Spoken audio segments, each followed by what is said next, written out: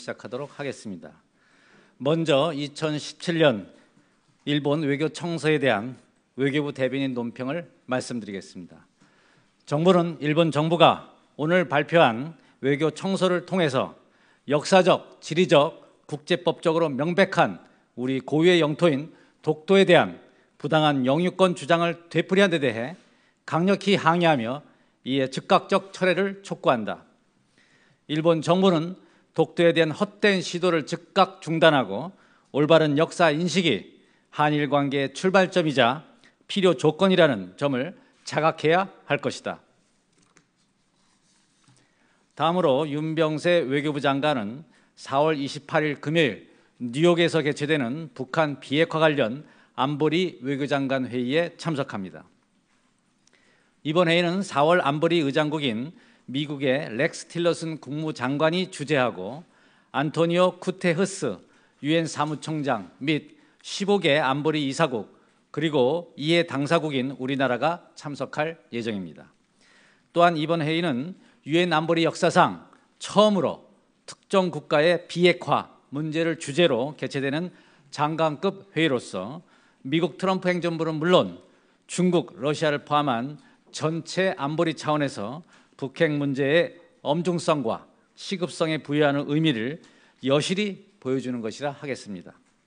윤 장관은 이번 회의에서 북한의 핵 미사일 개발이 한반도와 동북아를 넘어 국제사회 전체의 평화와 안전에 대한 가장 시급하고 엄중한 위협임을 강조하고 안보리가 북핵 문제 해결에 선제적이고 능동적으로 대응할 필요성을 강조할 예정입니다.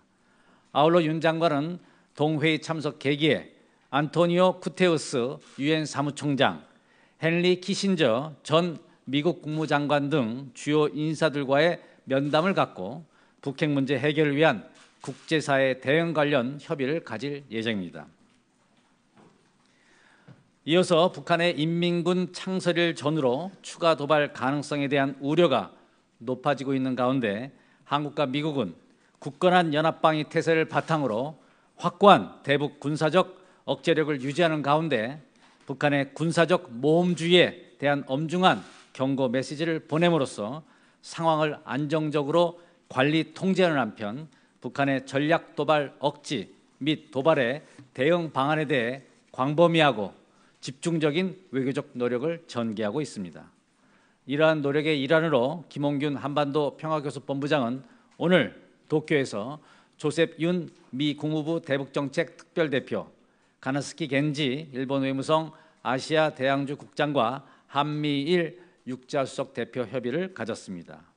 오늘 협의는 미 트럼프 행정부 출범 이후 두 번째이자 작년 12월 13일 서울 그리고 지난 2월 27일 워싱턴에 이어서 두 달에 한 번꼴로 개최되는 것으로서 이러한 빈도는 점증하는 북핵 위협에 대해 3자 간 단합과 긴밀한 공조를 단적으로 보여주는 것입니다.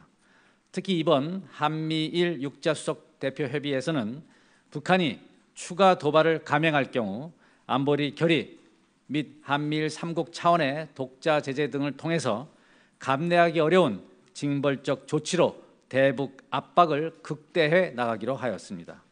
3국은 비핵화 관련 북한의 태도에 전혀 변화가 없는 상황에서 지금은 대북 제재 압박 기조를 유지 강화함으로써 북한을 비핵화로 이끌어내는 노력에 집중해야 할 때라는 점을 재확인하였습니다. 아울러 북핵 대응 관련 최근 중국 측 조치에 주목하면서 이러한 중국의 건설적 역할이 지속 강화될 수 있도록 3국이 긴밀히 협의해 나가기로 하였습니다. 오늘 한미일 육자수석 대표 협의에 이어서 오는 4월 28일 북한 비핵화를 주제로 한 유엔 안보리 외교장관 회의 계기에서도 핵심 유관국들과 별도 협의를 갖고 안보리 장관급 회의 이후에 후속 대책에 대해 추가로 의견을 교환할 예정입니다. 이번 안보리 외교장관 회의 계기에 다양한 형태의 협의는 최근 매티스 국방장관, 틸러슨 국무장관 및 펜스 부통령 등 미 행정부 핵심 고위 외교 안보 인사의 한국과 일본 방문 등을 계기로 북핵 문제 관련 그 어느 때보다도 긴밀한 소통과 공조가 이루어지고 있는 가운데 개최되는 것으로서 이번 주에 예정된 일련의 연쇄 협의에 있어서 그 정점이 될 것으로 기대하고 있습니다. 이와 관련하여 어제 트럼프 미 대통령이 안보리 15개 이사국 주 유엔 대사들을 백악관 오찬에 초청하여 북한의 추가 도발 시 기존 안보리 대북 제재보다 훨씬 강력한 추가적인 제재가 수반되어야 한다고 강조한 바 있습니다. 이러한 파격적 조치는 트럼프 행정부가 취하고 있는 과거와는 차원이 다른 북핵 대응 접근법을 보여주는 것으로서 4월 28일 안보리 외교장관 회의를 앞두고 최고위급 차원에서 미국의 단호한 의지를 안보리 이사국들에게 각인시키고자 하는 사전 포석으로 이해됩니다. 이와 함께 워싱턴 시간으로 4월 26일 수요일 미 상원 전체를 대상으로 미 행정부의 대북 정책 검토 브리핑이 실시될 예정입니다.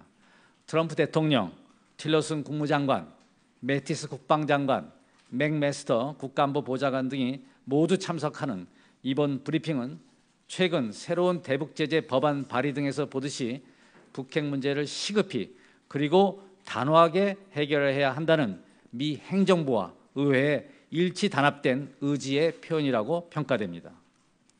정부는 그간 황교안 대통령 권한대행과 트럼프 미 대통령 간 통화, 펜스 미 부통령 방한, 매티스 국방장관과 틸러슨 국무장관 방한 등 다양한 채널을 통해서 북핵 대응을 위한 한미 공동의 대응 방안 마련에 있어서 그 어느 때보다도 긴밀한 전략적 소통을 유지하고 있으며 앞으로도 대중국 견인 측면에서 전략적 메시지 발신과 로드맵에 관해 특히 긴밀한 공조를 유지해 나가고자 합니다.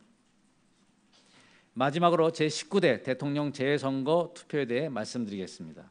이번 재선거 투표는 4월 25일 화요일부터 30일 일요일까지 175개 재공간, 25개 추가 투표소, 4개 파병부대 등 총 204개 재투표소에서 명부에 등재된 재선거인 29만 4,633명을 대상으로 투표가 실시됩니다. 외교부는 이번 선거가 공무원의 정치적 중립이 확립된 가운데 공무원 선거가 구현될 수 있도록 지속 노력해 왔으며 주재국의 경비 강화 협조 요청으로 대테러 등으로부터 안전한 가운데 투표가 진행되도록 조치하였습니다. 앞으로 투표 종료 후 5월 1일부터 9일 기간 중 투표 결과에 정확하고 안전한 국내 회성을 위해 외교 행랑 관리를 철저히 수행할 예정입니다. 이상입니다. 그럼 질문을 받도록 하겠습니다.